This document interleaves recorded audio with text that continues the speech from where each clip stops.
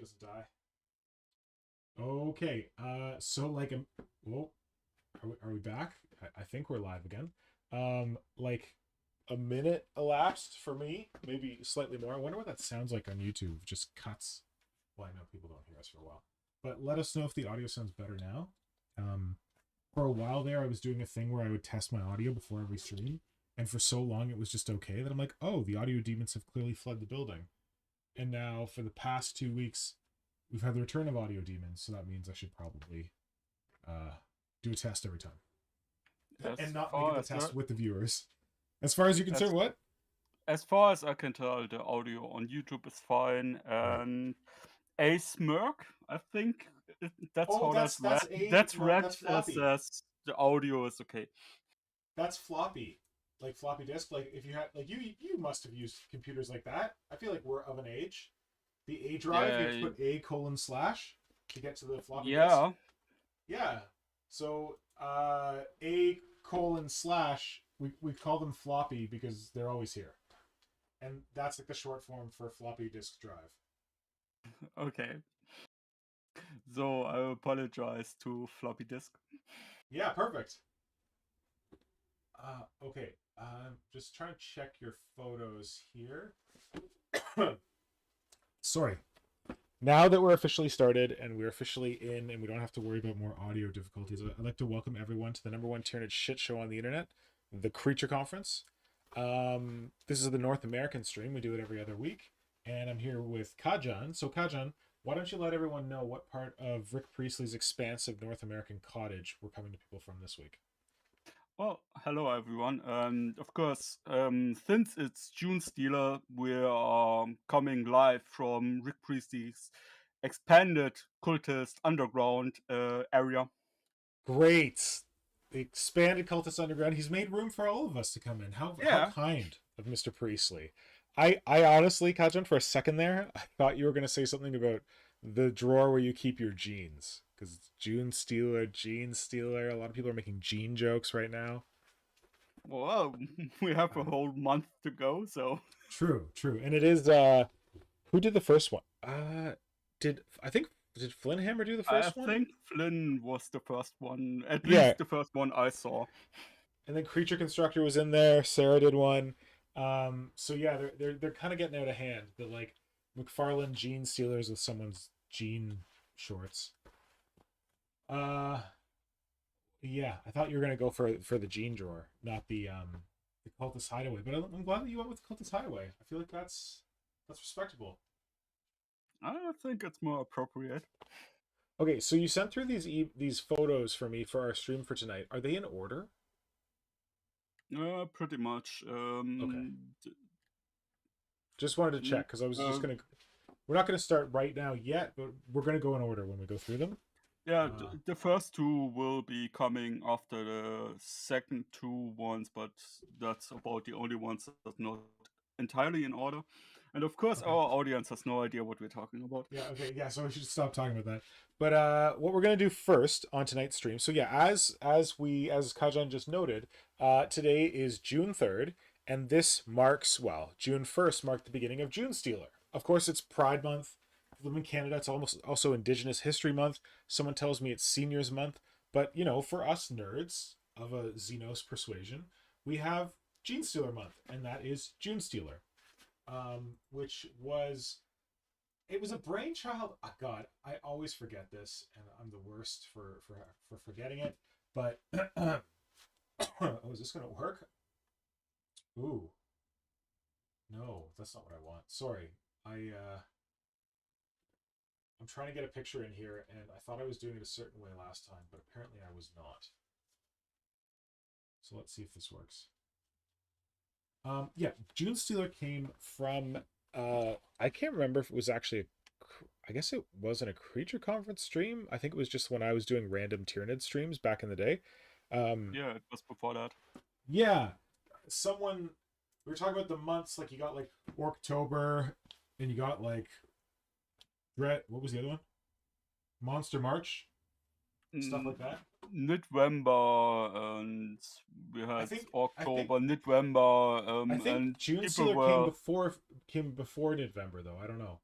I Yeah, can't remember. no, it was sometime around April, March, April. Around that time, we talked about what we are going to do, and we talked, I think, about themed all those themed projects and Ink 28 and stuff like that, Yeah. and it came about in the chat, and Flynn is also crediting me for being one of the guys that came up with the idea. So Oh, awesome. Well, thank you so much.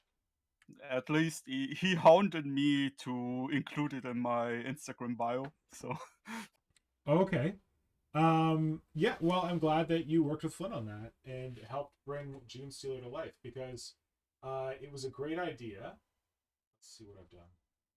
oh, floppy disk is saying in Ireland the month in Gaelish. I Yeah, think that's Gaelish. Gaelic. I'm terribly sorry about the Gaelic pronunciation, and it's literally Beltane, as in Beltane Craft World. So I think that Oh, could help. cool. That's awesome. Uh, so that's a good time then for doing Eldar stuff. Hold on, I'm just gonna save this because I'm having some issues with the slow box. But yeah, so we were talking about like the months that had already existed. We hadn't done November yet, but we were talking about how there was like October and like some other months that I can't remember. And someone, Kajan, suggested that we should have Junestealer, and with the help of others. And then I think last year was the first year we did it, and it was the idea was just like do Junestealer stuff in June. So now we've come back around, and we are at Junestealer. Let me save the logo. Junestealer 2022, the second iteration of the Junestealer month, and it's not like a competition. It's not like a giveaway. It's not any of those things. It's just meant to be like, oh, there we go. It's just meant to be a good excuse to celebrate one particular faction. The way that you would celebrate orcs in October, or if you're a troll like me, Kroot in Kroottober, you can do that for Genestealers in June, just like we try to do for Nids in November. And I'm glad that we've got Kajan with us here tonight because Kajan has already started on his Junestealer project, and it is already amazing. Kajan, do you want to talk to people about it? Sure, I can talk about it. Um, Originally, I wanted to do my project from last year. Last year, I wanted to do a different rock crusher type of vehicle for the cult. But then my basement flooded and I had other problems than sculpting. Oh my. Um, so this year I was prepared to revisit that project, and then Flynn was like, "Oh, we are doing this year, everything but miners," and I was like, "Okay," so I need a new What? project. Okay, gotcha. And I looked through old white dwarfs and the old codices and stuff like that to look for inspiration what I could do, and I saw this old picture they posted in, I think it is the third edition Cult Codex. There is I'm no. not Was quite. there a third edition? There wasn't a third edition Cult It Codex. could There be was the second rules one. in Citadel Journal or something. Second edition. I don't remember that picture being in there. I think it was an even older book. I think it's second edition. I'm not quite sure, but I honestly would have to look, go back through it and look where I found that Well, picture. anyway, it's an old picture from an old white dwarf. Go on. And Yeah, what does it show? and it shows a cultist group with two cars on it, and one looks like a hearse, and the other one is some type of hovercraft limousine, and it looks all fancy. And I thought that's a good idea for something that's not minor related. Let's do a royal procession type of thing. And for that, I needed a car because, well, all we have are those buggies, and that's about it. So I looked around. My search led me down the World War II area models, and I looked at the staff car for the French Citroën staff car and stuff like that. Nothing really said 40K to me, or at least royalty, something in the civilian sphere. And then I came across that nice AC Cobra model, and I thought, this one looks quite, that's going in the right direction with its rounded forms. And yeah, from there I decided to look up other other cars, and went into looking into uh, the I forgot what the name is. Um, Iconic car, old gangsters Like were Cadillac or something like that? yeah, Cadillac, exactly, the Cadillac. And I thought that one was also going into that direction because it reminded me of the hearse in the Yep. picture. Yep. And from there, I basically looked up the data sheets for those items and converted them to a scale that would be appropriate um, for our Modern models. 40K. Yeah, and Nice. it's coming out about 160 scale. Yep. And when I started to draw it up and make the first rough sketches of what I wanted, it seemed so terribly small Yeah. But you compared put like to, a cultist beside it and it was the right size, or no, it was still too small?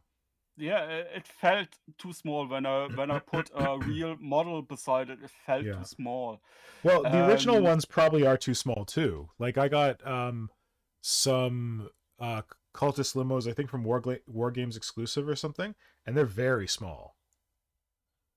yeah, and the thing is, I then went to my drawer where I keep my pile of shame, Yeah. and picked out the Genestealer box, the start collecting box, and I still have the Ridge Runner in there.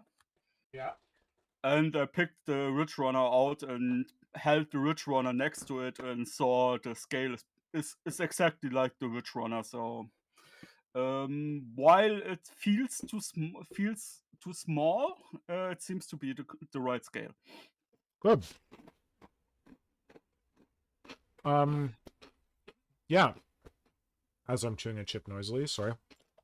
The thing I feel like you haven't really explained that much. Um Kajan, what's your Instagram? Ishan? Ishan, Deston, Let me put that in the chat. Where is the chat? How do we spell it again? I just put it in the chat. Oh, good. There we go. Kajan's Instagram. So if you go and check out Kajan's Instagram, he's got pictures of this cult limo he's working on. I feel like he kind of modestly understated the fact that, as is often the case with Kajan, he's making this model from scratch. Like from is it plastic card? Is it cardboard? What are you using? Yeah, I'm using cardboard mostly. I'm using food packaging and stuff like that. Stuff I'm having around the house. Yeah, so he's basically making a limo from cardboard, and I think it already looks really good. I mean, just gotten started, but I think I've said this before. I really admire how you try so hard to build models from scratch, because I honestly don't have the patience.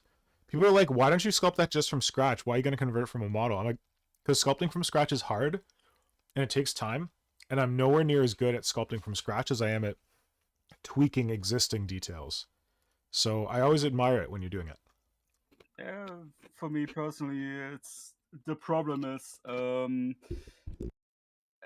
sometimes I'm having a certain picture in my head, and the models don't quite the pieces don't right don't quite fit what I want. So I'm a little OCD about that.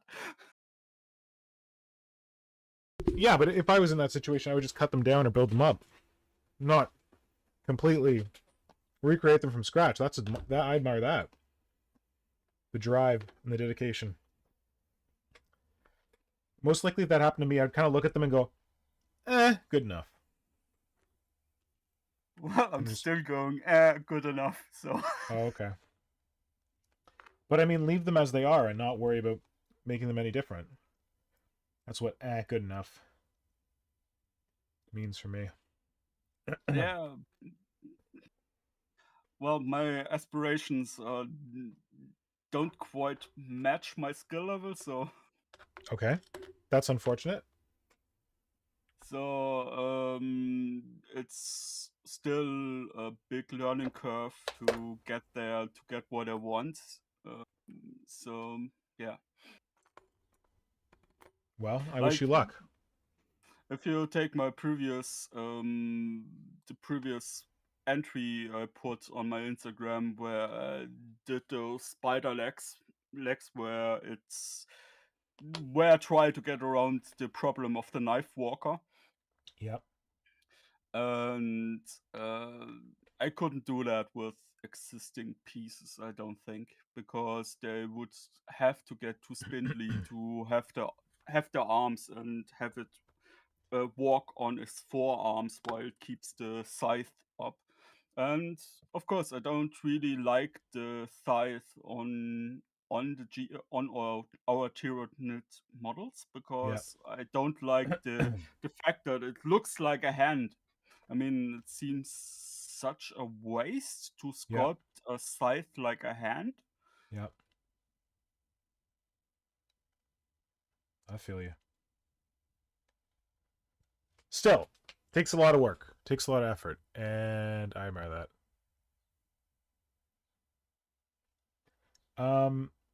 Kajan, are you still there? Yeah, I'm here. Oh, okay, cool. Yeah, so I just wanted to note that Junestealer has started. I am still finishing my old project, so I haven't started on a Junestealer one yet, but I would like to sooner rather than later. And if you want to participate in Junestealer, it's fairly simple. What I would recommend is that you go over to the Warp Shadow account on Instagram. Kajan, could you do me the favor of putting the Warp Shadow? I don't know if it's just the name. Yep. No. Or the URL. I don't know if you can do URLs. Oh, I should just make you an admin. Hold on. I just wanted to point out that I can't put in URL, but if you're making me a moderator, you should be mad with power now. Yep. Wait. Hold on, I have to put it in properly.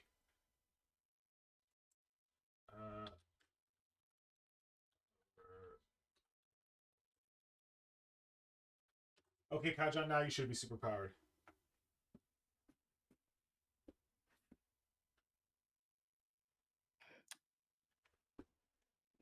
So, and now I'm going crazy with my newfound powers. Good. Well, as long as you, as part of your crazy, you take some time to post the link to the Warp Shadow account, you go right ahead and go as crazy as you like. Because... already good. Thank you. Flynnhammer is running Junestealer, and he's running it through the Warp Shadow account. So he has a post over there. All you have to do is go over there and look for this logo that we have on screen, this Junestealer one. And that post will have the details for the themes. Kajan already talked about them in brief. Oh no, wait! I think we were we talking about that before? I can't remember. Kajan may have talked about them, but Kajan, if you haven't, what is the theme for this year? The theme for this year is Junestealer is anything but miners, with the additional challenge of doing royalty. So anything dedicated to ruling a planet or ruling a faction or something like that. And like, you know how it is. Flynn, he's a jammy bastard from the UK. And right now, he's so broke. The Queen, she celebrated her Platinum Jubilee. So he's just thinking, oi, because I love the Queen so much, you know what I should do? I should take this Junestealer thing I'm doing, and it's all about these miners and these plebs or whatever, and I'm going to add another category for my dear sweet Queenie over there in Buckingham Palace. So that's what motivated Flynn to add the royalty theme to Junestealer this year. So no miners. Again, I think we talked about that on a previous stream because I remember having to spell it. M-I-N-E-R-S, no miners. Also, no miners, M-I-N-O-R, whatever. So yeah, one of the themes is no miners, so do some other kind of rank and file human Genestealer cult. And then part 2 theme, other theme is royalty. And if you can combine the two, that's probably cool too. Do you think that captures it, Kajan? Yeah, it does. And I also would say that any Genestealer stuff is still welcome. Yeah, you don't have to fit a theme. Like, I would encourage, like, some people are like, oh, like, do I have to post a Junestealer? I'm like, yeah, dude, kind of the point. Like, don't use the Junestealer tag to post some Marines shooting a Genestealer, because that'll just make us mad. But yeah, but if they're putting together a cool looking patriarch or something like that, yeah, I think after all it's about the celebration of the Genestealer cult. Yes, that is priority number 1. If you're doing minor Genestealers, post them for Junestealer. That's fine. We're not saying like you can't do minors. What I think the idea is, Flynn's, the prompt is more meant as an inspiration and not a rule. So kind of like, man, what could we do for Genestealers that would be interesting and different from what people have done already?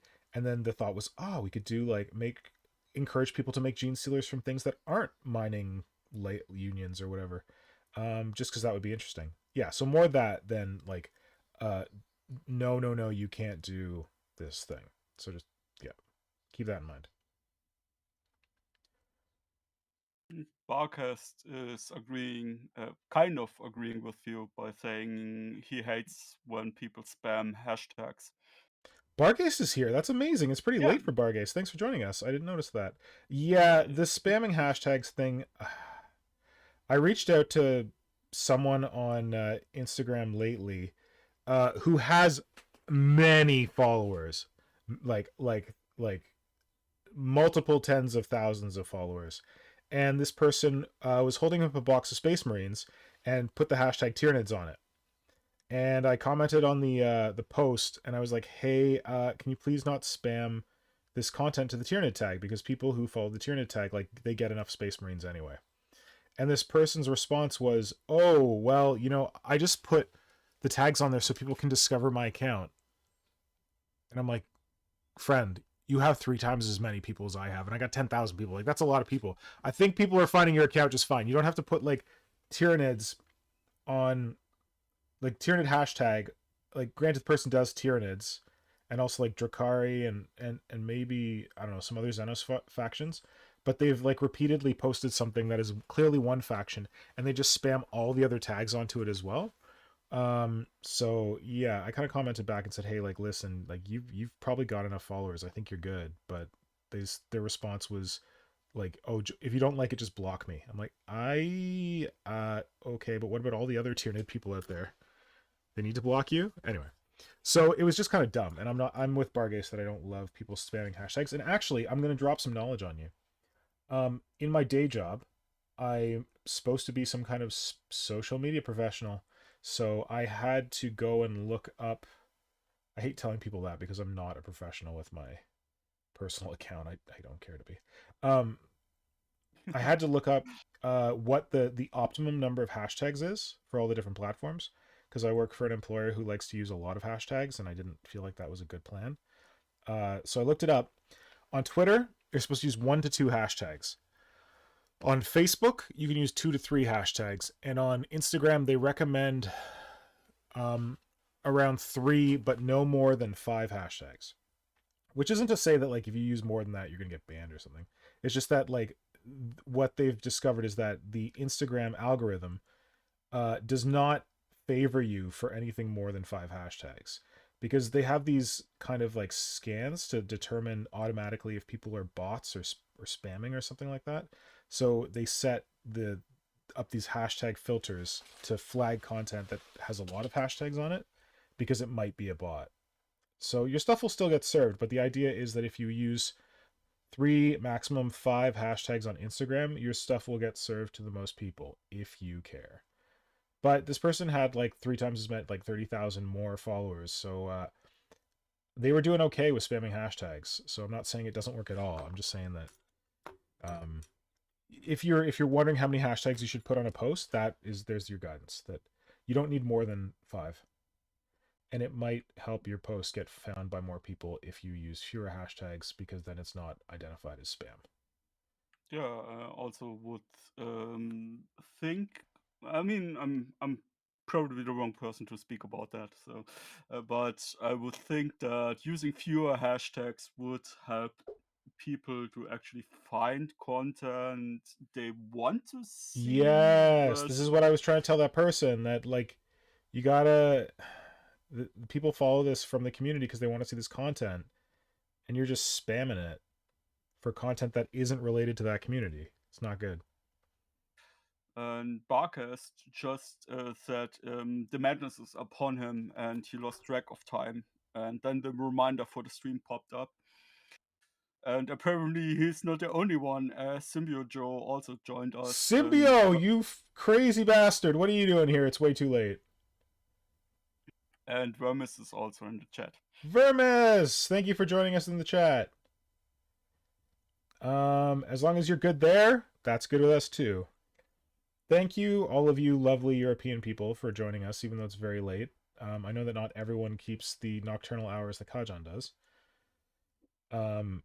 Which isn't to say that I don't appreciate Kajan. I really appreciate that you do keep those hours and that you're able to join us. Well, somebody has to keep up the vampire lifestyle. Thank you. That's right. And then, by the way, when I said that initially, I didn't mean anything by it. That was just the euphemistic term I came up with for when Between the Bolter and me would post their streams, and they're like, "Yeah, our stream starts at like 11 p.m." I'm like, "Don't you people have to work? That's vampire hours." Yeah, So that's where it came from. I didn't mean anything about you being a vampire. you don't need to worry about that. I'm joking about having vampire hours myself, so. Oh, good. Been doing that for years. The jokes, you mean? Or the hours? Both. Good answer. Bargas just said he's not sure he can manage civilian Genestealers, but he might manage at least one sort of royalty Genestealer. Bargaze, what about something like more civilian Genestealer mutants? Does that appeal to you? Because I really like your interesting proportions and all that kind of stuff, and I would love to see more from you rather than less. But like maybe that would inspire you, like the idea of doing like some kind of civilians that have been mutated, or they're like bad experiments that were exposed to like the Genestealer kiss, but that didn't really take well. Maybe that would be more up your alley. I don't know. But I'm of course, the still royalty waiting. thing will probably be good too. I'm still waiting for Hydra to do those medical-based Genestealers. He said he was going to do that. I forgot that. Yeah, he liked the idea when we talked about doing what you could do with Genestealers that is not minor related, Ah. and Well, I I think you need to remind suggested him. and I suggested he could do something like medical based ones, and he Mm-hmm. said he really liked that idea. And A Lamp just joined us. Alam, welcome. And Symbio Joe is Alam is saying, "Let another me in, let me European. in." I'm Oh, not. should we let him in? Do you want him in? Your call, I don't buddy. mind if he wants them. All right, Symbiote, I'll put you on the list if you want to crash the party. But we're going to be talking about some very, very like scientific shit soon, so you better be ready. And Wormus is saying that, to be honest, the most exciting thing about posting on Instagram is thinking up a bunch of hashtags. Okay, yeah, like I love me some the fleeky hashtag jokes where you just like come up with like hilarious weird hashtags that extend the joke. That's good fun.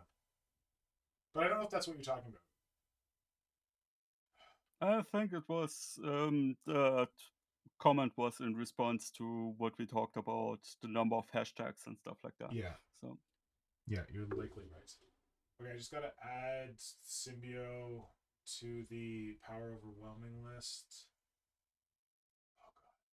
Of course my brain is working at half slowbox speed. Team North America. Oh no, I gotta do it on his. Ah, I suck at this. Members. Where are you, Symbio? You are yellow. Now you shall also be red. We might as well just make you purple. Okay.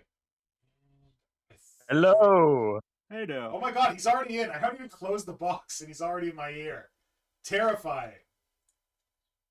We have finally reached a sufficient amount of Germans. How's it going, buddy? Good observation. I thought we had enough before. Apparently we did not. How are you doing, Symbio? Oh, yeah, what scientific topics we are talking about? Because I am a master of science. Kajan, you want to fill him in? Hey, that's great. I can pass over the presentation to your Joe then. I prepared a PowerPoint presentation for just that. I don't know what it is, but I will. Well, actually, Symbio, we've prepared the PowerPoint presentation in the chat here. Can you see that? Oh wait, you should be able to see a new chat called CC Canada America. No, that's not the one. Canada America Planning. America Planning. The text one. Can you see the text one? Can I see it? Oh yes, I can. Yeah. So if you go in there, Kajan has pulled some images to illustrate the scientific discussion that he's going to lead us through. Would you be willing to share those on your screen? Like do the stream thing, you know, just like a window share, like you did with your No, you did a video that time, didn't you? Oh, I did. I am a little bit confused right now about what is the content of the scientific discussion. Oh wait, there's popping more makeup of epoxy resin. There is a PDF above it. What would be the talking points? You can see above in the chat, right? Man, this is riveting stuff for anyone who's not in this chat. That might be way above my pay grade. Okay, so you don't need to explain any of that. That's the joke part. Kajan's going to be doing all the explaining. I'm literally just wondering if you can like share your screen on Discord. Oh, I mean on Can I? On if you go to you're in this like this. Oh, no, huh. Tricky. Where Flynn's like, hey, can I asks permission to stream? There should be, when you go to voice connected on your Discord app, there should be a video box and then a screen box. Do you see the screen button underneath voice connected, this thing we're in? There might be a tiny difficulty because I have set it up so it works over OBS. Okay, fuck it. So because the last time I did the word on the street from our precious members of Tyranid Descent off the streets, I set up something that is only visible for if I put the open source broadcaster on. So is that because I see a lot of chemical references, but also a very old German vehicle that is only... Yeah, it will all make sense. It's going to make sense. It will all make... Also, are we cooking? Are we cooking, Mr. White? Yep, we are totally cooking. We are totally cooking. Great, amazing. I don't get. If anyone doesn't get these strange German references, you're not alone. I don't get them. Well, they will get the jokes when we get there. Okay. I will highlight. I will highlight the joke. Can you just condense it for me so I can just spur out my wisdom of Basically, how epoxy resin works. It's started about the discussion we had briefly in the Discord about why Mr. Pink's epoxy or the part of epoxy was hardening up in his plastic tub. And Oh, he asked me to speak about why this possibly is. So I wrote up a brief or not so brief explanation on Let's how say medium. medium explanation how epoxy resin works, and basically in layman's terms some how it functions and why it hardens. so you already did all the work. Yeah, Pretty much, all I yeah. wanted was you to do the work of showing these pictures that are in this chat, but apparently you're making me do it, which is great because I've been imbibing substances that are completely legal in Canada, but not legal everywhere else in the world. And We are working our way to it. yeah, but what benefits me right now is that you don't have it yet, so you're more on the ball than I am. So it's like, great, maybe you can show these pictures. Am I really? I would hope so. Hard question. What I You just guys are making me jealous. Why? Because we're so weird. just off topic. There is a creature left to that base you're working on. What is that? Oh, that- that's my red has- terror. That is a very tiny red terror. Yeah, he is using the Parasite. and he started with that in the last one, I think. It was. I started a little before that, but I was just kind of like figuring it out. It was inspired by Simon's version of the Parasite that we saw on that Parasite stream we did, and then that really got me going. And I was like, I want to do something similar to that. Was there already a shout out to that very, very clever use of that bit of the Carnifex box? We do not know about what it really is. You mean from the Discord? Because I didn't use it here. Yeah, A Lamp posted it. Yeah, Alam had the similar effect by using two of the weird Y horn pieces on the Carnifex. Exactly. That was a really good. That was amazing, Alam. Congrats! Like I feel like Simon might have done that before, but I feel like I say that a lot. Not 100% sure, but I think it is worth it to mention it that you, by just combining the two pieces, well, if you have two pieces, combining it is a amazing separate draw. Yeah. I wish I had that bit here because I could show people. It's that weird bit that no one knows what to do with on the Carnifex spray that looks like a Y, and also kind of like these like hooked fingers, sort of. Yeah. Put one on either side of a Carnifex head, and they look like these four mandibles. I think what happened is Hydra did a mandible setup that looked a lot like that, but it wasn't using that bit. Also, making a reference to our Discord, we had that discussion about that third edition Carnifex, who has that very elongated smile. Yeah, the shark People, smile. Yeah, the shark smile. People might like or might do not like. Let's imagine that smile with a jaw that can fold up. Yeah. That would make a lot more sense, wouldn't it? Yeah. All right. I think I'm ready for you, Kajan, if you want to go. Okay, Will K has just joined us. Oh, good. First, I gotta find my share screen. 1 sec. So, hi, Will K. Welcome. And A-Lamp just said they also had the same thing happen as you do with the yellow part hardening in their pod. So Well, this we're going to is talk where, about that now. I'm glad you're here. yeah, this is where we ultimately going to lead off to. Yeah. So I don't know how I'm going to do this. We're not really talking about Junestealer anymore, but well, we talked about Junestealer. We know how to Junestealer. We are always Genestealers. Yes, we are.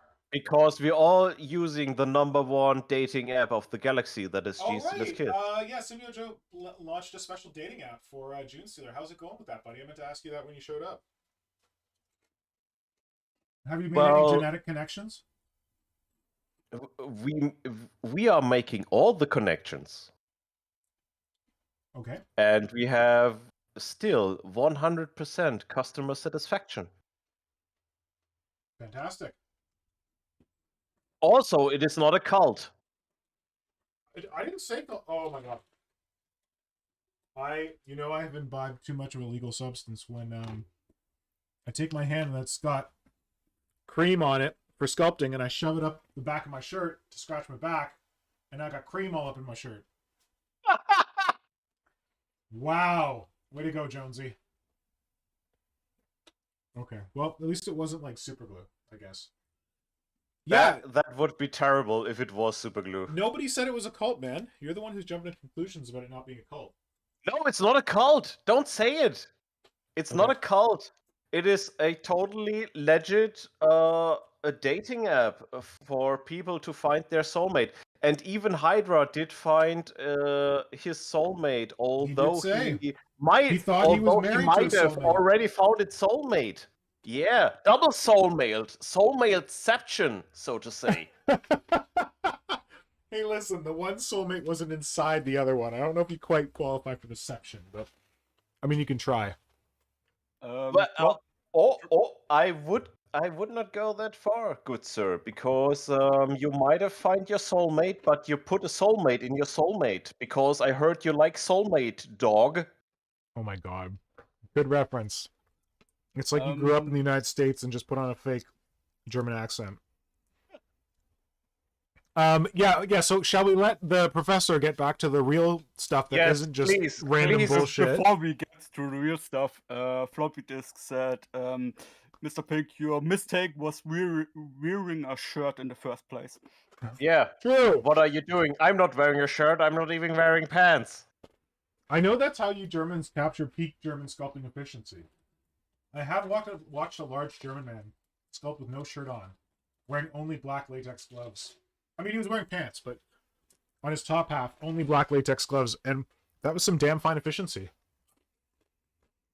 Well, yes, it's less clean up. All right. So, Kajan, is this the right one to start on? We are seeing an O, we are saying a CI, and we are seeing electrode connections. Please, no, take it's it an away, O, Kajan. and is that a chlorine? Actually, you know what that looks like? Look at the O as if it's a head. And it looks like someone leaning back, cocking their arm up under their head, and they got their legs out with a CL on their feet. Mm-hmm. Like it's the reclining atom. Yeah. Tell me about your chemistry like you are painting one of your French girls. You need to stop making English references if you want me to believe you're actually German. Well, you should know that it is my job to make obscure references or not so obscure references. I really did just to my last cut in.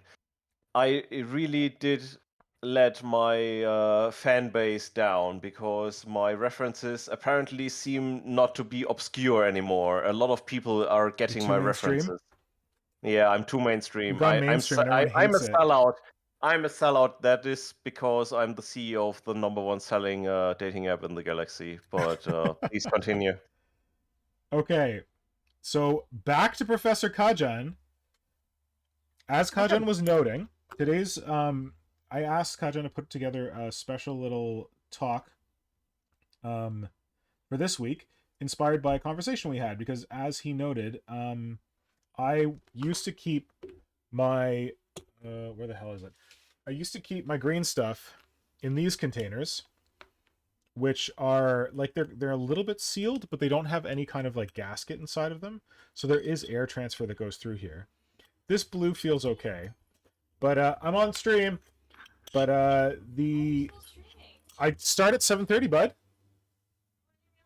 Yep, you're on stream too right now. Well, not your video, but your audio. Hi. Hi. So Kajan says hi. Symbiojo doesn't. Apparently, he doesn't like you. No, I put words in his mouth. It's total bullshit. Don't worry. Hey Ripley, how you doing, bud? Anyway, Kajan, you will never talk about it. I was Just storing quit right now. I was storing my green stuff in these containers. They're not really airtight, but they're neat because they have magnets on the back, so I could like stick them onto a fridge or like a file cabinet. And it's convenient. But I was noticing that there was chunks in my green stuff, and because I noticed that there was chunks in my green stuff, I'm like, maybe I need to get a more like airtight sealing container. So that's where I got these glass ones from IKEA this week that have like a rubber gasket in them, glass on the bottom, plastic on top. Hopefully that plastic isn't too bad, but the green stuff is in contact with glass, not with plastic or metal or whatever. So part of the reason was because of this weirdness with the hard bits, and the other reason was that of the conversation we had this week. So Kajan, did you want to tell people about this? How this we were talking about these lumpy bits, and did you suggest the idea of the plastic it's wrapped in might be reacting with the resin? Yeah, I did. We'll take it away from there. Yeah, but we're going to start a little bit earlier because I think Sure. it will be making more sense to go over real quick, relatively quick, what epoxy resin actually is. Yeah. And most commercially available epoxy resins consist of a combination of a hydroxy group, which is hydrogen and oxygen, and an epichlorohydrin group, which is chlorine and oxygen. And that is what you're just seeing on the screen right now. And which Here's the was hydroxy source as for well. the Rorschach test we just did. Yes, we all passed.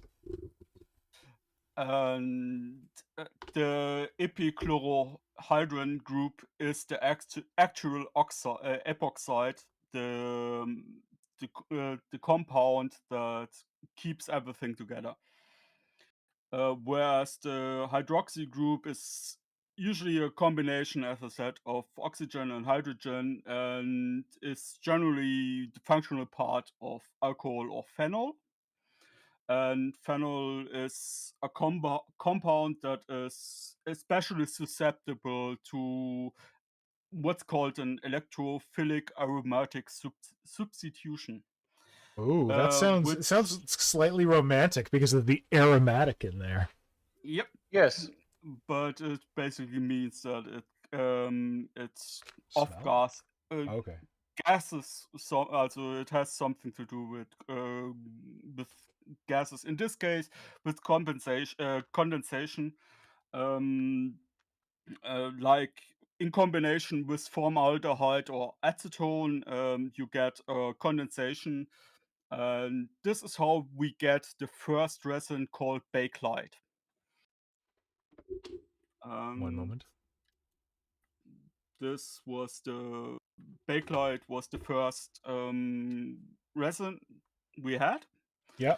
And it was discovered in 1907 and has been used since World War II in the manufacture of a lot of plastic objects, phone housing, light fixtures, all sort of things, including jewelry and the like. It was basically the first synthetic plastic we had. Yeah, I hear about this bakelite. Like I think I picture when I hear bakelite, I think of phones, like old rotary phones or something. Yeah, I think that's what their bodies were made of. Sorry, when did you say it was invented? Did you say 37? It was 1907. Oh, 1907. Yes. Oh, wow. Okay, so like the very beginning of the 20th century. Yeah, but it 1900s. didn't take off because of the wars. It actually was invented in Germany, and it didn't take off because of the wars, and only after World War II, the global patent went out and they Yeah. started mass producing it. And the difference to other resins we are using is that this one is condensating water. And so like when you mean when it's curing, it condensates, yeah it makes condensate, you or you add heat to it and it will produce water. Wait, it will not produce water, it will lose water. when it Yeah, solidifies? basically It it sweats? loses water. The Yeah, it's water wet. is the waste product. Yeah. At least that's the way I understand it. Oh, okay. Huh. So Yeah, Silvio? that's where it started. Yeah, Symbio, did you have? No, I mean, it makes a lot more sense that there was a post about a heat gun lately. Yeah, that's a separate. That's a slightly different kind of putty. That's I don't know how those rack. He's talking about the polymer clay discussion we had, Yes. Kajan. This But one that's also heat. works I with think condensation. I don't want to say it's like all epoxies, but if you put green stuff under heat, it cures faster. So Well, heat is a catalyst. So with heat, yeah, everything happens faster. So the curing process, when you add heat to it, just happens faster. That is how yeah, I understand it. And polymer clay is PVC, and PVC is another type of resin which we will talk about in a moment. okay. Sorry, Kajan. I feel like we've kind of taken you Yeah, off your flow. don't worry about it. I mean, I'm not a chemist, so Yep. I'm Well, doing also. I'm trying my best as well. we're glad to have you as a citizen chemist who did the research and looked this all up. That's enough for me. And like, you write books about other countries as guidebooks, so I think you're probably pretty good at explaining things. And A-Lamp said every week we get a new PowerPoint lesson. Do we all have to do one? And I think yes, we do. Everybody pick a topic. Yeah, We're find a going topic to do it for one your by one. PowerPoint. It's a conference after all. It's not a creature lecture. There's like collaboration and participation. Promote synergy, improve workflow. There we go. This is where the conference comes in. You just thought it was a hip name. No, you're part of a conference. You got to do a presentation at this conference to promote synergy and all that. Yeah. To get back to the topic, the general idea from what bakelite was and is doesn't change for the other epoxy resins. It's still a combination between a hydroxy and an epichlorohydrin group, and just add one more thing to it, like the next one, which would be the chain growth those resins which use chain growth polymerization, which I don't know where we're supposed to be. I Where are we will supposed to not be? go. Yeah, I will not go into much detail about that because, quite frankly, it's above my pay grade. Yeah. But the way I understand chain growth polymerization is that it uses an unsaturated monomer molecule, and that's basically how you get styrene. You can also add to it, and most importantly, this type of resin is reversible. So this is why you can make sprue goo by putting the plastic into acetone, and the acetone liquefies it, and as soon as the acetone evaporates again, it will reharden. Interesting. I never thought of that as like reversible. Yeah, because I thought it was you're just dissolving it in like a solvent, but I guess that functionally it's the same thing. Yeah, that's how this type of resin works. You can reverse it, and this is the fundamental difference to the polymer, the epoxy resins we use. Yeah. in Greenstuff, and those are thermosetting polymers. And this is where the German car will come in to play. Oh, wait a They second. So are you telling me that if I get plastic cement on, or plastic, the stuff that you use to glue plastic models together on Greenstuff, it will have no reaction? Yeah, it shouldn't, Interesting. as far as I understand it. Well, I guess I would have seen that if it did, but I never really thought about that. But hold on. German car, German car, German car, German car! Yeah. And Go ahead. the types of resin we are using, the epoxy putties and the like, those are thermosetting polymers. And those are, in German, they are called Duromers or Duroplast. And Duroplast, I believe, is also the name for some epoxy putties, which I have seen, Oh, but okay. I couldn't find any. But the Germans in the audience, or rather, since all the Germans are on the stream right now, so I am There could all be the se- Germans. There could be secret Yeah. Germans out there that we don't know about. Who knows? those probably know Duroplast the best, because the famously infamous Trabant car of the DDR was made, the outer shell was Of made plastic? with, yeah, it was Duroplast, and they added cotton fibers to it. Oh, so And it's fiberglass, kind of. yeah, Plastic. that's Interesting. pretty much how the rest of you know it. It's fiberglass. That's how fiberglass is made. Oh, shit! Oh, crap, I didn't even think about that. Yeah, I guess it's resin and fiber, right? Yeah, pretty much. Man, I'm an idiot. Okay, cool. So it's just sculpted in fiberglass. It's basically epoxy putty. Basically, more or less, it's a thermosetting polymer, but in liquid form instead of putty form. Yeah. The trademark of thermosetting polymers is that they are irreversibly hardened once they are set. So that's why you can't redissolve it easily. Probably there's some way with acids and stuff like that, but I don't think. Wouldn't be For pleasant. all intents and purposes, they're hard Permanent. forever. Nice. And a particular fun fact is that you could, in theory, harden them with radiation.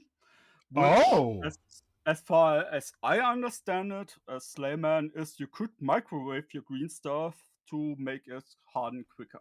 Don't tell Simon he'll do it. That man, like, he's always in a rush to get his green stuff set. But the problem is, like, if you're doing it on a Games Workshop model, do not microwave it, because then you're combining the thermal setting stuff with Games Workshop's plastic, which is the original one, right? It's not the permanent set, whatever. And I haven't tried this, so I don't know, but it would be interesting to me if you could microwave sculptures in short bursts to harden something like polymer clay on an actual model. So you could I do not. Okay, to be clear, the Creature Conference does not recommend you put anything in your microwave, but interesting thought experiment. But as I understand it, you could. I know you can microwave polymer clay to harden it. It's one of the recommended ways to harden your polymer clay. Oh, it doesn't like produce fumes or anything that you need to avoid? That would be my concern. Not really, not at least not hazardous. Well, at least not that you two have avoided, and well, you both came out just fine. Yeah. We did. No, just to cut in, microwaves are shaking up the electrodes of water to make it evaporate, or well, to make it move. That is where the heat comes from. Yeah. And you are actually speeding up the process of the water leaving the epoxy, leaving the resin. So you are just Actually, you're just speeding up the process. As I talked to Atelier AG, you have the process of baking, and I talked to him about how Greenstuff is affected about baking, because you're actually just applying heat. Mm-hmm. And that is basically, well, basically the same as shooting microwaves at something. It is just another way. And I think that there should be no hazardous materials that go that way. However, you can bake there a is, piece of metal, and you can not microwave a piece of metal.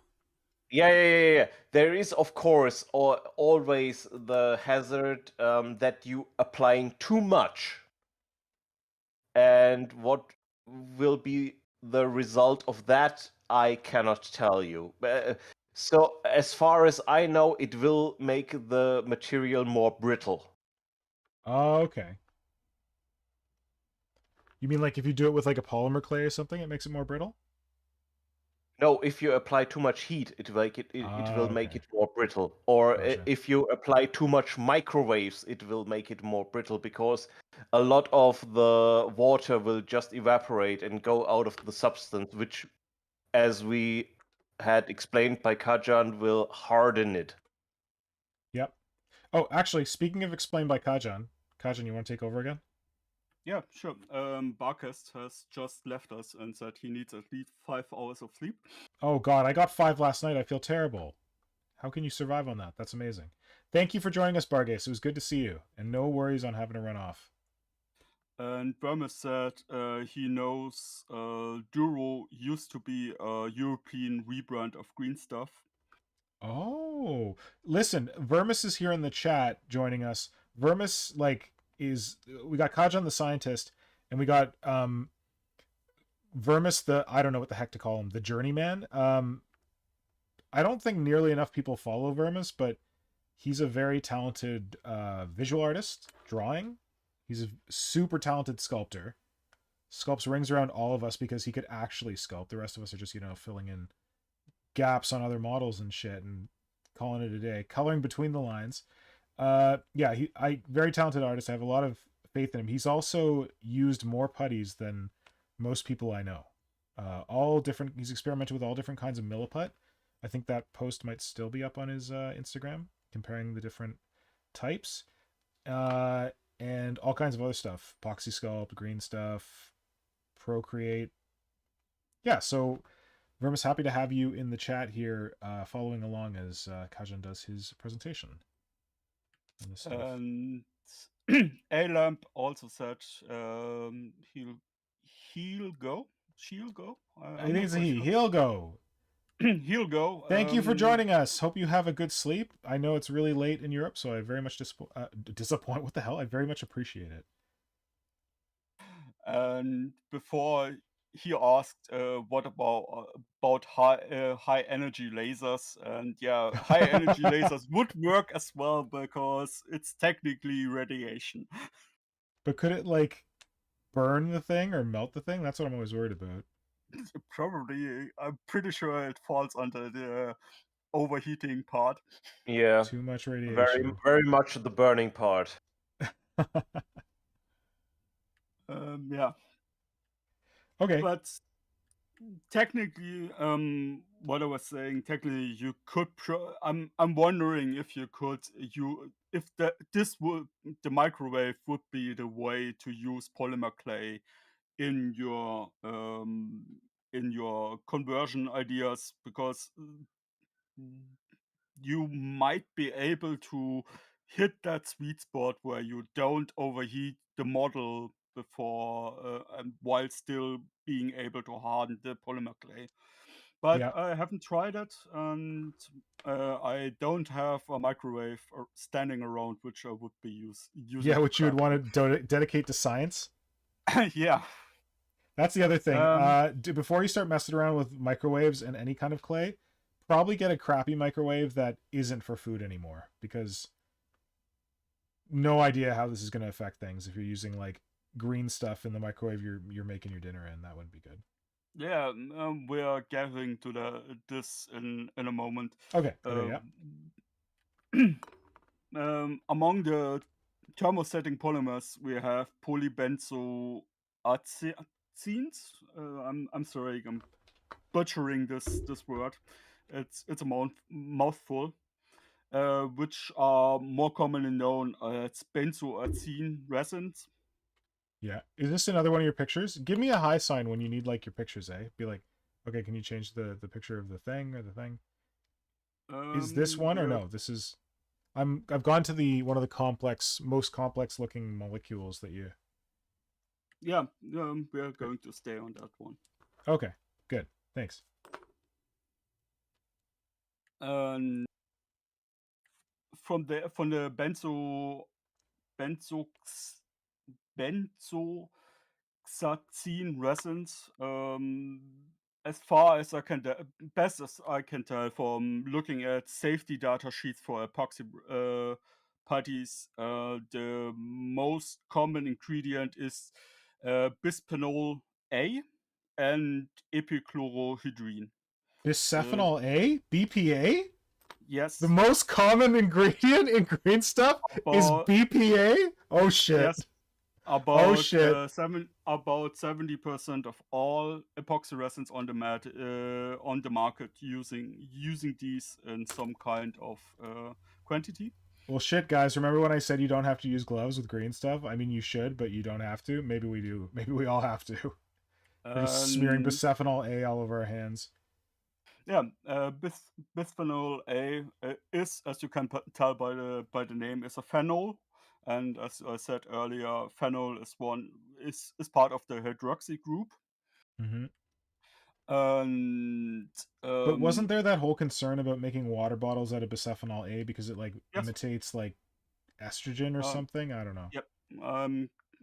Uh, Bisphenol A is most commonly described as BPA, and there Yeah. are various health concerns. Most egregiously because it's a xenoestrogen, which imitates estrogen in your body. It's basically all the taste with 0 calories. Is this why I'm so in touch with my feminine side? Because I use Greenstuff? Probably, Kinda. maybe. I think estrogen does a lot more in your body. Ah, too bad.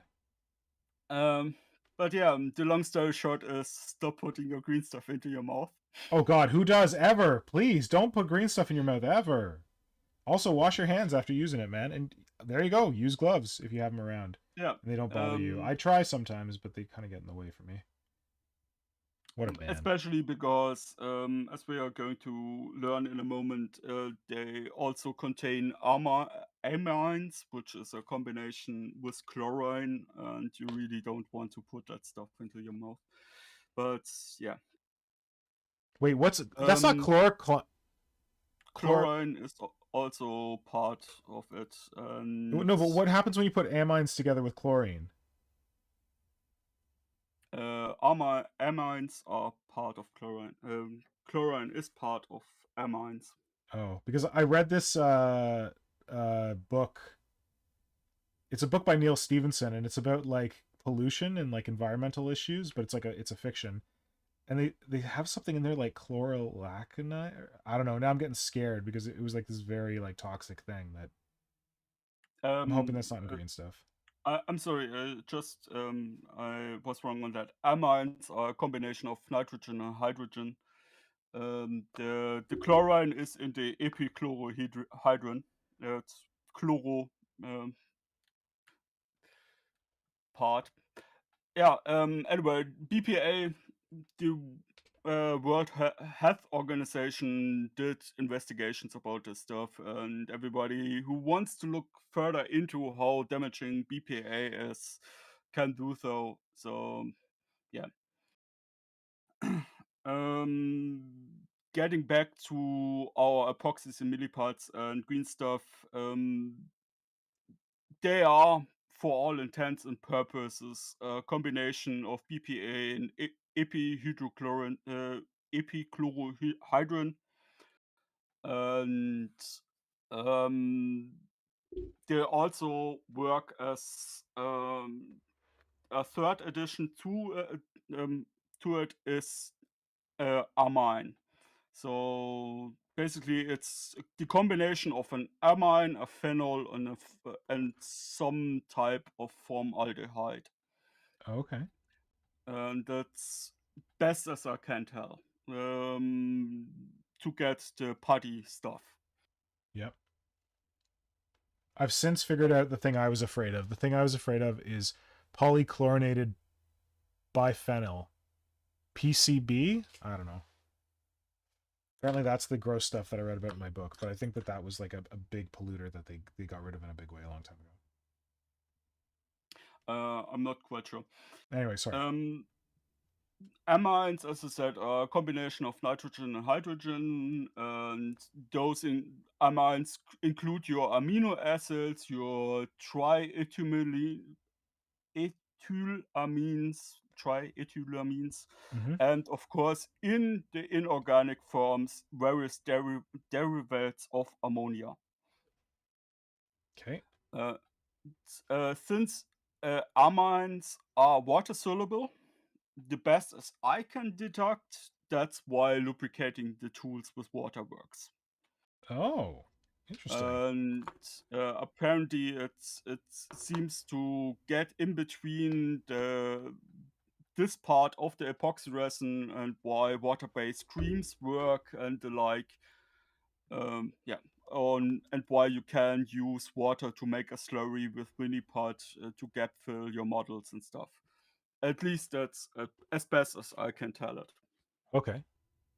Symbio Joe might disagree with me. That is interesting in one part because I thought that Greenstuff is hydrophobe and Yeah, it doesn't. also It does. Yeah, you can't dilute green stuff with water. and also well Epoxy sculpt you can. fat phobe, but it Oil, actually yeah. reacts to the water in the fat, or does not because we all know Nivea has is a combination of fat and water. When you say fat, most people would know that as oil. Oils, yeah. Yeah. There is, of course, a correct chemical description for that. I think they're called lipids. Lipids, yeah, lipid phobe, and Lipophilic. I myself also thought that it is lipophobe and hydrophobe, but it is only hydrophobe, yes? I'm not quite sure, to be honest. Okay. I'm happily deferring to your expertise. Well, you could check that out if you made Greenstuff and, well, used an oil. Well, an actual oil like salad oil or something like that. And if you could work along with that, it would confirm that it is always also lipophobe. Well, I've experimented with Vaseline, and that is petroleum jelly. Would that qualify as an oil? The kind of. Wait a second. It's. Go ahead, Kajan. I think it falls under the lipids group. Anyway, that doesn't dilute the green stuff. It just slides right over top. Yeah. I'm not quite sure. I know it's petroleum jelly is sometimes referred to as mineral oil, so that's why I'm not quite sure. Okay, we should probably get moving because we haven't even gotten to we've been taking a bit of a scientific detour. We need to get back to the actual putty and why it solidifies. Yeah. And as I said, as best as I can tell, it might be the amines, but I'm not sure. Okay, so I checked. Vaseline is petrolatum, which consists mainly of hydrogen and carbon, so no water involved. A lot of C's and H's in that one. And a lot of electrode bridges. It is benzol, it is ethane, propan, ethane, and methane. Yeah, no water involved at all. So apparently it does not like the oxygen and it does not like the hydrogen. Okay. When you were saying like methane and ethane, is that how you say them in Germany? Yes. Because every single one of those things, we need to have an all on the end. We say methanol, whatever, phenol, whatever. Yeah, it's methanol, ethanol. It has to have OL on the end. Propanol, ethanol, and benzol. Wait, I have a benzol there, so maybe there might be a distinction. Wait a second. To share the German pronunciation, methan would be. Ethene is the correct. So it is ethene, hexene, and propene. Yep. Propanol. Yeah, as I already said, there is no water involved. I think it revolves around the hydrogen that is the phobe factor that it does not work with. And as I said, the amines are the combination of nitrogen and hydrogen, and that's part why I think it works with the wall. They're rejecting the other hydrogens, and why you can lubricate your tools with water. So it is basically hydrophobe. Yep. Yeah. Because it just does not like hydrogen at all. Let's keep moving. Anyway, as far as I can tell, this leaves us with as I said, the chemical, on a chemical level, the combination of epichlorine, chlorohydrin to BPA, and which causes a reaction that's gassing off water and natrium chloride, or better known as salt and water. Yeah. And when you do this, and this is where this big formula we are seeing on the screen right now comes from, and that's how you get. And I will only try this once, and you will be getting bisphenol A diglycidyl ether, or commonly abbreviated as BATCH, or DGEBA. I'm going to go with BATCH because this is a mouthful. And this compound is colorless, and this is where we are getting to the joke about we are going full Walter White, I think the name was. Yes. With the white stuff in the petri dish. This is actually what the yellow portion of your green stuff is, and of your Winnie pot.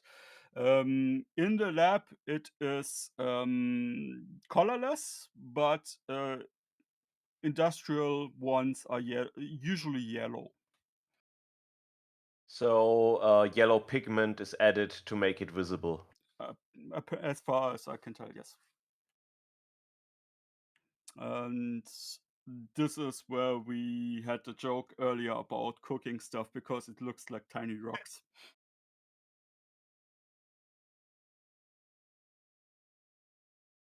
Can you smoke it? Yes, but you will die.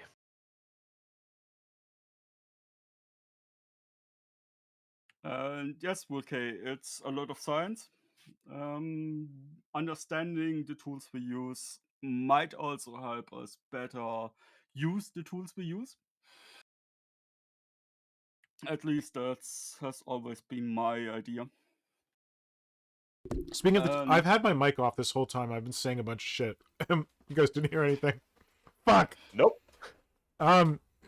We talk about the tools we use. Did you see Floppy's comment about having access to a high energy laser and being willing to test green stuff? We should do that for science. Always for science. For Yes, science and the hive. Of course. But high velocity laser, high energy laser, well, as in the name, it will only add energy, so heat. Yep. So it does the same as an oven. Yep. Well, I think it does it differently. It's like it applies heat, but it applies heat in like a more precise way, right? Yes, as a laser you can direct it precise because you're shooting the photons, and by shooting photons at an atom, you are hoping to hit some electrons and make them wriggle and get the heat, and so on and so forth. Uh-huh. Okay, Kajan, this has been great. Yeah. How does it apply to this green stuff I've got right here in my mystery about getting hard? Yeah, that's where we're getting now. Because this batch product is highly reactive. And it will react with water, with hydrochlorine, chloric acid, and all types of stuff. Yeah. And most importantly, it then will heavily leak BPA. Once it reacts with hydrogen or water, it will start leaking BPA like nobody's business. Okay. And that's why, again, BPA, endocrinic disruptor, and all that stuff. So careful with that stuff. Don't lick it. Don't lick your tools. Don't eat near your workspace and stuff like that. Wait, you're saying that this natural yellow stuff right here, they didn't put anything in it to stabilize it? It's this crap will interact with water? As far as the hydrogen part. The hydrogen part, at least. Oh wow, okay. Which also includes the moisture in the air. Yes, that is the problem there. And this is one part of the reason why the yellow stuff might harden on you in your tub. Because it's interacting with air. Yeah, the moisture in the air, to be precise. Interesting. I never thought that it would react that quickly because I never, of course, saw it. I never noticed it over a short time scale, but I guess over a long time scale it could be. Yeah, because this stuff is highly reactive on its own. You have those reactions. Does that mean that keeping it in an airtight container like this is better? Yes. Yep, most definitely. All right, but next step. Vacuum sealed would be perfect in that case. So we talked about how air can interact a bit with epoxy putty and cause it to go weird. The blue stuff, is the blue stuff not reactive? The blue stuff is also is reactive in a different manner. Yeah. What the blue stuff is varies from brand to brand. Because once you have the batch, usually you would combine it with some other type of bisphenol. Yep. This is usually used for the hardening process. Yep. But not necessarily bisphenol A. So not necessarily you will be using BPA, which is also the other reason why you don't want to keep your yellow stuff, the yellow parts, in a plastic container that might leak BPA. Some plastics have BPA content, which is why you shouldn't microwave your food in a plastic container and all that stuff. Like this plastic bag might have BPA, right? Yep. So what you're saying is that if this is stored in contact with this, it could cause a reaction to start happening in the putty. Yes. And for anyone who's ever bought green stuff, knows your green stuff comes packaged in something like this. It could be thinner, could be thicker, but it could be like more flexible, it could be harder, but some kind of plastic. Every time I've bought Greenstuff, it's got this plastic wrap around it so that it doesn't stick to other stuff, and it's in a plastic container of some kind.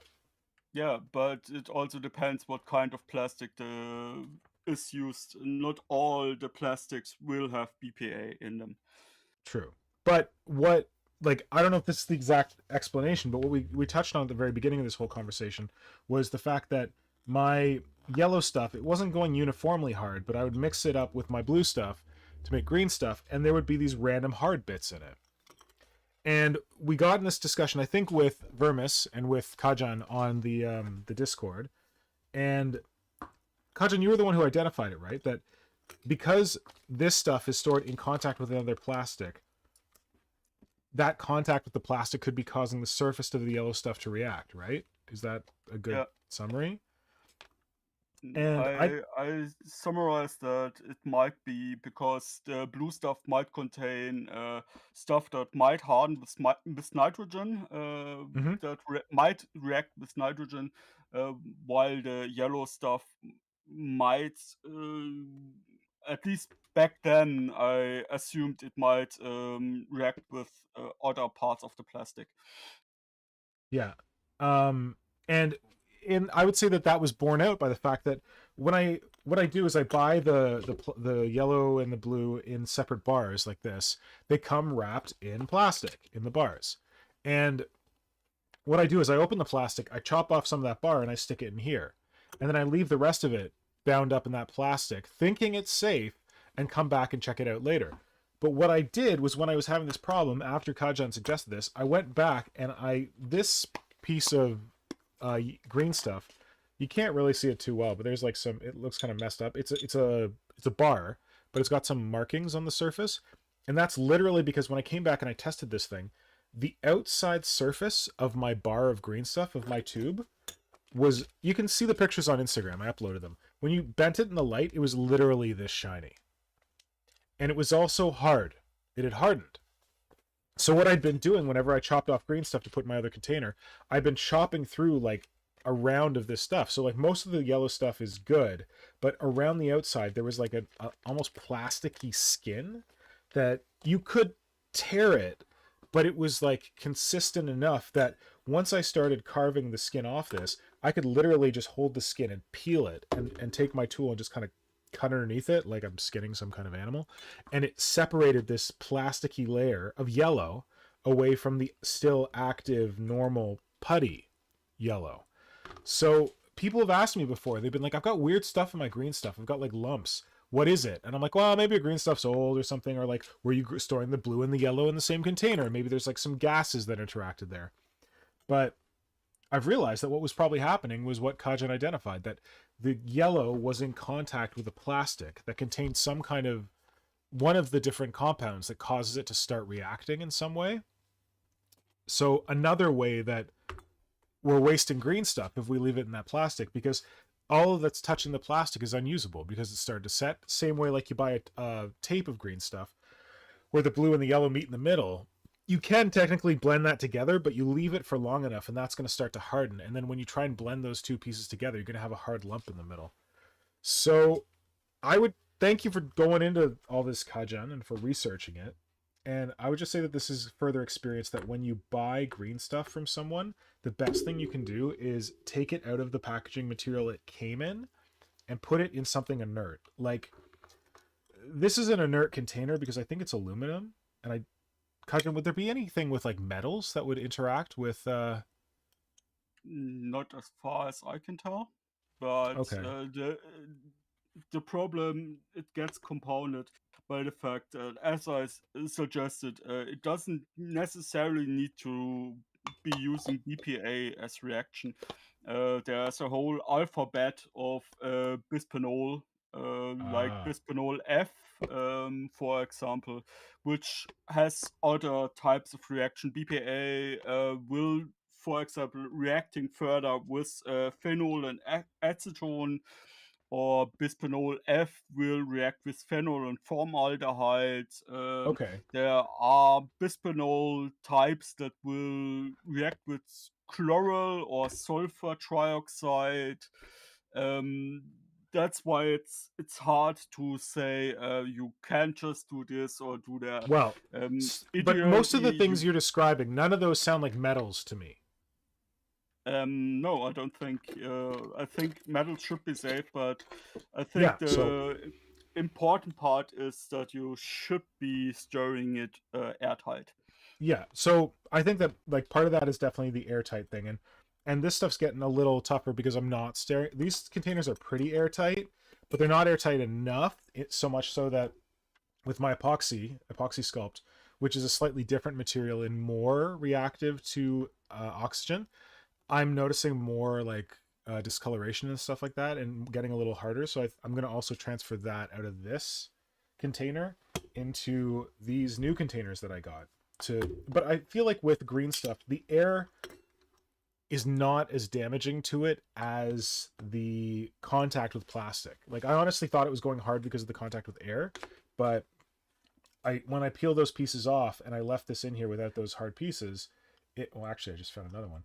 It is pretty soft. I was worried that I didn't have a piece to show you of what I was talking about, but I've actually just discovered one in here. Let's see if I can get it off. And I think we just spoiled the hobby for Wormus. Why? Wormus said after this, I don't know if I'll buy green stuff from anyone ever again. Because it's going to be crap, or because you're afraid you're going to get poisoned by it as I touch it with my bare hands? I think the thing is that when you buy green stuff from someone, take it out of the packaging it came with immediately and store it in something better. And I would say that minimum, I would recommend that you take it out of the packaging it came in and put it in a metal container. I know that I think Hydrate like stored his in like tins. So, or put it in a glass container. I'm going to talk about that in a second, but let's see if I can get you a better look at this. Where the heck is my thing? Come on, guys. Bear with. There we go. So this is a piece of yellow that I just pulled out of that container. And this part seems soft, but this part is like plastic hard. Like I'm trying to scratch that with my tool and it won't scratch. It's already set. And that's because that's part of that skin that was in contact with the plastic edge of the wrapper. On the other side, it's far more sticky. So the inside of it is still soft green stuff. See, I can peel that off, separate it, move it. But it's got this like solid skin on the outside. And that's where the yellow has interacted with the plastic of the packaging. So that's garbage now. So what I had to do the other day was, when I realized this, I took my tubes that I had been storing in that plastic. I peeled all the plastic off the yellow and I saved the parts in the middle that were still viable. And I made sure to put them in. So these containers are inert as far as like the putty is concerned. It doesn't react with metals. The air exposure is not good because these are not airtight. So this, I feel like, is an even better solution because this is glass, which is, unless you've got something really exotic or weird, glass is inert and chemicals are not going to react with it. And it's not going to like off gas weird bisethanols that might interact with your putty. And then also it's got a rubber gasket around the top and it locks on, so that though it's not vacuum storage as Symbio Joe was suggesting, it is airtight. That the only air that's interacting with this thing is the air that's in there. And once all that air is interacted with it, it won't get more until I open it again. So I'm hoping that this stores them for longest. And then of course, as Vermis can talk about, because I think Vermis has a separate freezer exclusively for putties.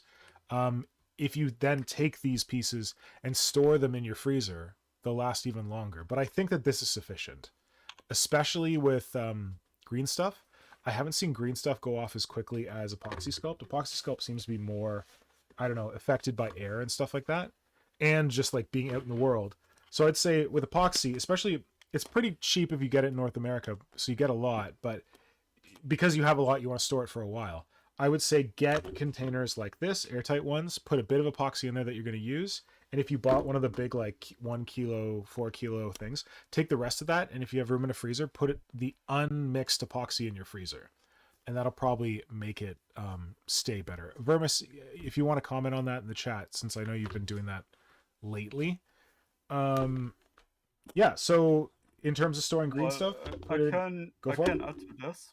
Yeah. I'm storing my green stuff in my fridge, not a freezer, but a fridge. Yeah. Because the lower temperature helps stopping reactions. Yep. And I haven't seen that problem yet. So good. Yeah, as we found out, heat is a catalyst, and less heat is less catalyst. So if you freeze it, well, let's say the yellow stuff, it is very reaction happy. It wants to react with things.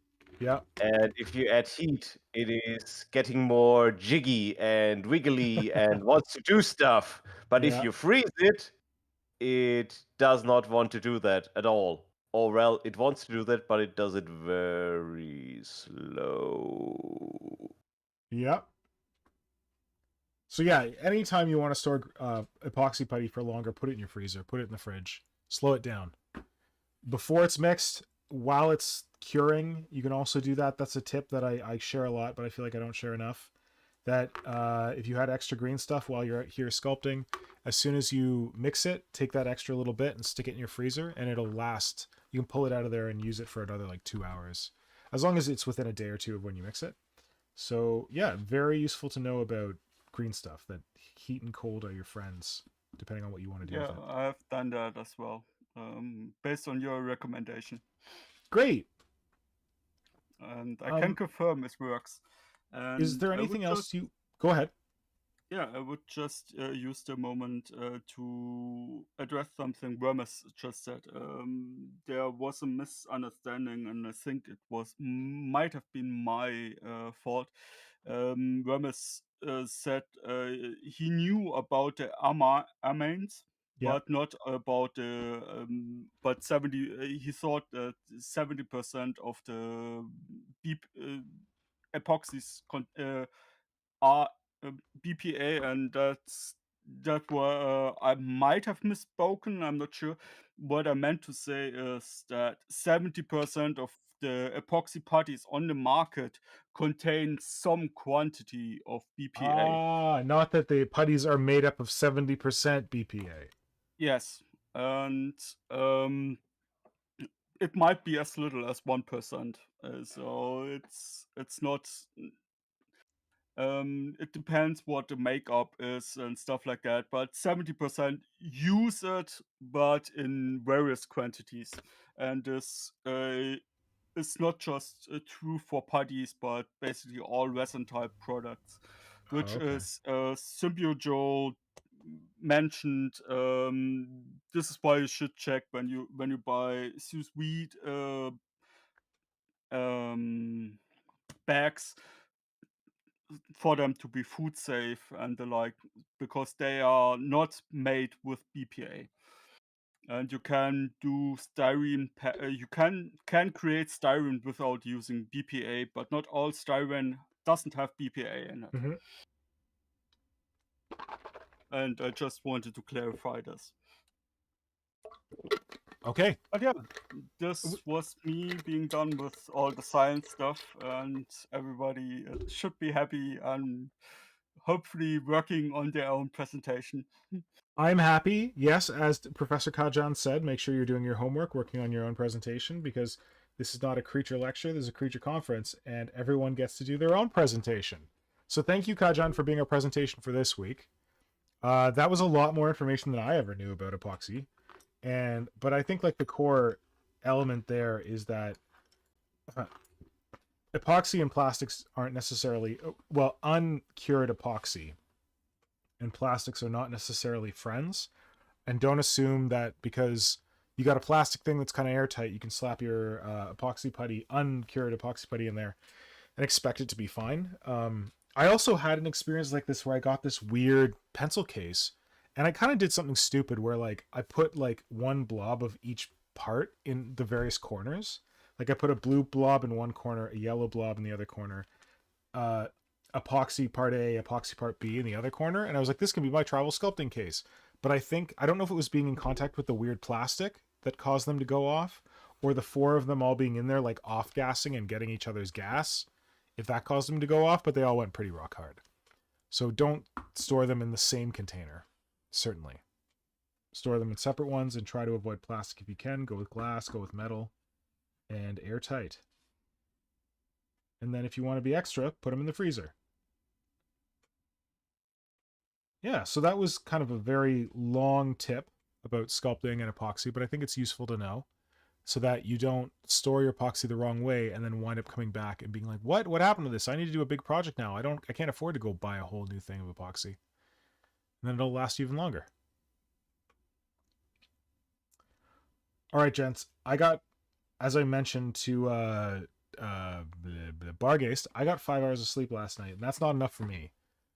So I think I'm going to probably call this one early. But before we do, did you guys have anything else that you wanted to go over? I don't, but maybe there have been some developments on the app front. Still going with the 100% customer satisfaction. There's no. Yeah. What would be interesting is picking up on the topic of what parts of epoxy you could mix eventually with other parts of already existing pre-made mixtures. So are you saying like part A of epoxy sculpt with blue of epoxy sculpt? Yeah. Yes. You'd need to know like which one's the hardener, I think, but I swear that I was emailing with Aves, the people who make epoxy sculpt, the American one, and they told me that there are people who mix either, I can't remember if it was just the yellow or just the blue, but they take just the yellow or just the blue of Greenstuff and they mix it in with epoxy sculpt, but I've never been brave enough to try. But it does happen. Just if you have your mixture of epoxy sculpt of the blackish grayish one and the light grayish one, and just adding the yellow one, as far as we know, there should be no concern because the yellow one is the one that wants to react with anything it can get in grasp. Right. The blue one might do nothing, but the yellow one would certainly cause a reaction. Yeah. It could also be the case that because when you combine part A and part B of the epoxy sculpt, the lighter one, the darker one, one of those is also the equivalent of the yellow one and wants to react with anything. Yeah, that is what I was thinking about. So, well, because what is interesting, the epoxy, and as I found out now, milliput, it does not tear as smooth as Greenstuff does. Mm-hmm. And what you get by mixing Greenstuff and epoxy or Greenstuff and milliput, you're adding a lot more stretch to the mixture. Yeah. And that is definitely something you want. And we are speaking theoretically here because you can only get the right mixture from the from the seller. There is no, you can only get gray from us and you can only get yellow from us. You always have to get yellow and blue or gray and slightly dark. So it is theoretical talk right now. Yeah. But it would be interesting what makes what and what will be the result of mixing. You can always waste your own epoxy and just like mess with them. Like, even though you can't buy just the one part. What? Science. Just do science. Experimentation. But what I wanted to say, something I think that we take for granted because we've talked about it before, but maybe not everyone on the stream has heard it. Even though Symbio Joe is talking about science, you can just take green stuff, yellow and blue, and then you can take that's more green stuff. You can take epoxy, grayish and grayish, and you could mix these two together like you would normally. And you can mix these two together like you could normally. And then you take the mix of these two and the mix of these two, and you mix all four together. It results in really cool different textures for... Oh, shit. Is that part A or part B? I don't even know. It makes for really different textures to your putty. So that is definitely something that you should experiment with if you haven't done it before, because it's a good way to make your putty last longer, as well as to give it different textures. So, also, to make a quick cut in, we did not talk about stuff like Fimo that no, I don't use Fimo. exclusively reacts just with heat, or super scalpy, or whatever. We covered them real quick earlier, before we went to the thermoplastics. We talked about it a little, but not in detail. I don't have a lot to say about those things because I don't really use them. I prefer to use epoxy putty than anything I have to bake, because like you see before you, I'm converting Games Workshop models by slapping epoxy onto the plastic models, and I can't put the plastic models in the oven. So that's when we need to get that laser or microwave thing figured out. You could actually, because I think if you do not apply any pressure to it, super scalpy hardens out by 80 degrees, and that should not damage the plastic. Oh, okay. In theory, you might even get away with the hardening of Fimo, which is 120 degrees. You might get away with that without. I don't know. I feel like it'll at least make the plastic soft, and then you don't need pressure so much as just gravity. Like if I did like this guy and this thing was Fimo, then the weight of this thing might just pull it all down.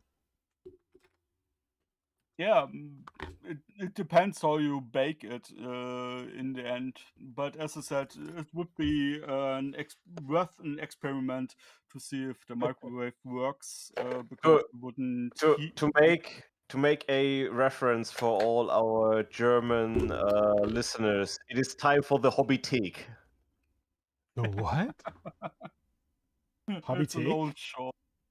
Yeah, it is. The Hobbythek is a German show with a very famous German person, and it is all about nifty and little experiments about physics and chemicals. Oh, cool. Imagine if Bob Ross would have been a science teacher.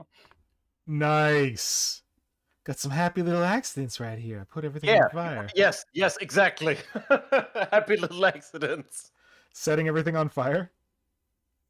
Kinda sortish. Cool. All right. So we know what Kajan's plans are for Junestealer. Symbio, once you've got the dating app sorted, do you think you're going to have any time for actual modeling? Modeling, not maybe. I'm not talking about posing for pictures on your dating app. I'm talking for like actually sculpting something or building something.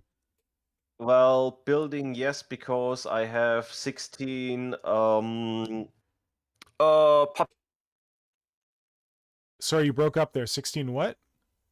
And today I found out that I have a very intriguing kit bash and also modeling opportunity that is very, very spicy. Whoa, what is this? Some secretive stuff you're trying to surprise us with? Yeah, I mean, I spent so much time out of my garden shed that is totally not a secret bunker. So yeah, I might have to go back in the garden shed.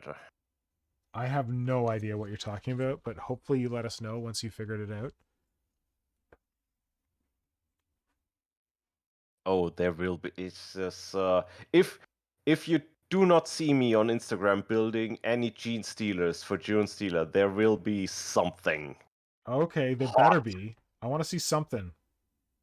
Some big hunk of Genestealer meat. Well, I'm getting carried away. Okay. Are you are you growing an actual Genestealer aberrant to put on your dating service? No, no talking more about that. It was wonderful to be a guest of your show. Thank you so much.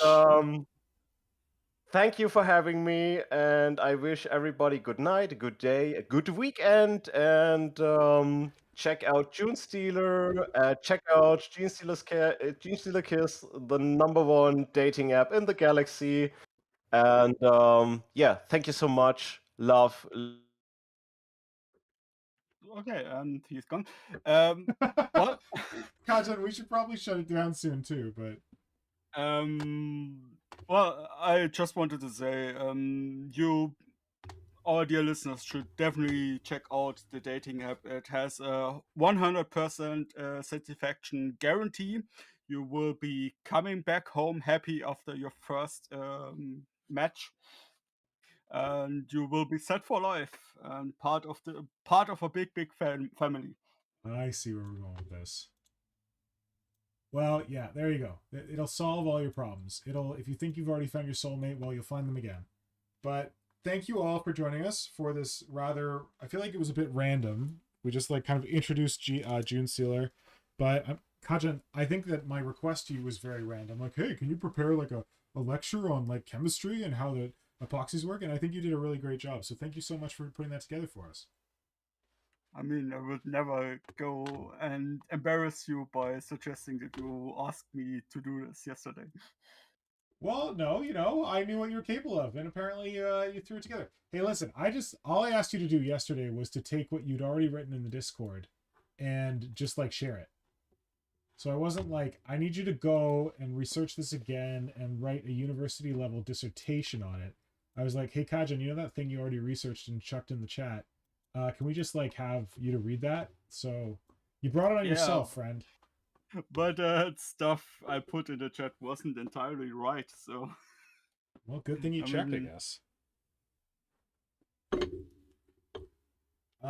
Yeah, no, but I appreciated it, and it's really cool to know that stuff because I didn't really understand that much about how Greenstuff works or why Greenstuff works. And as we saw, knowing this stuff can be helpful because there can be weird interactions between Greenstuff and other materials in your workspace that you're not even aware of.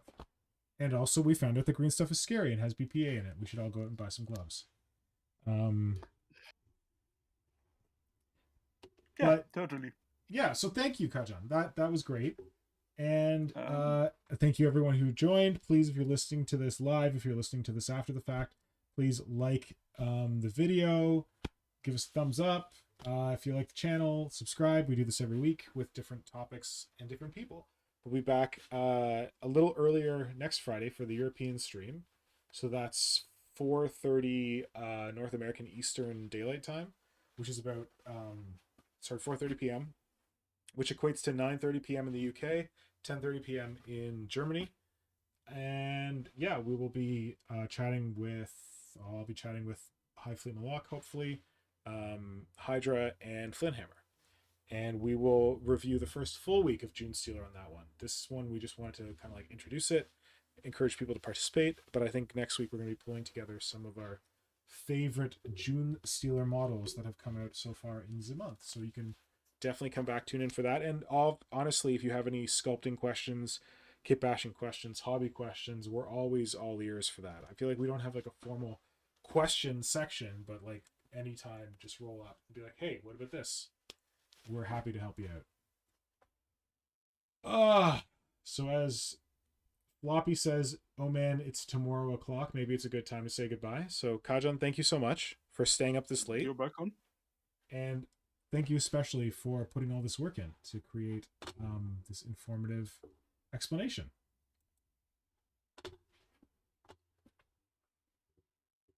Yeah, it was my pleasure. So I'm looking. I hope you will have me on again. Yeah, we have you on every 2 weeks, buddy. Come on. You're stuck with us now. Yeah, and of course, I want to see your future progress on your cult limo, because that's going to be amazing. So keep us updated on that on Instagram. I plan to. Good. Glad to hear it. All right. as Floppy says, cheers, everyone. Everyone have a good night, stay safe, and we'll talk to you next week.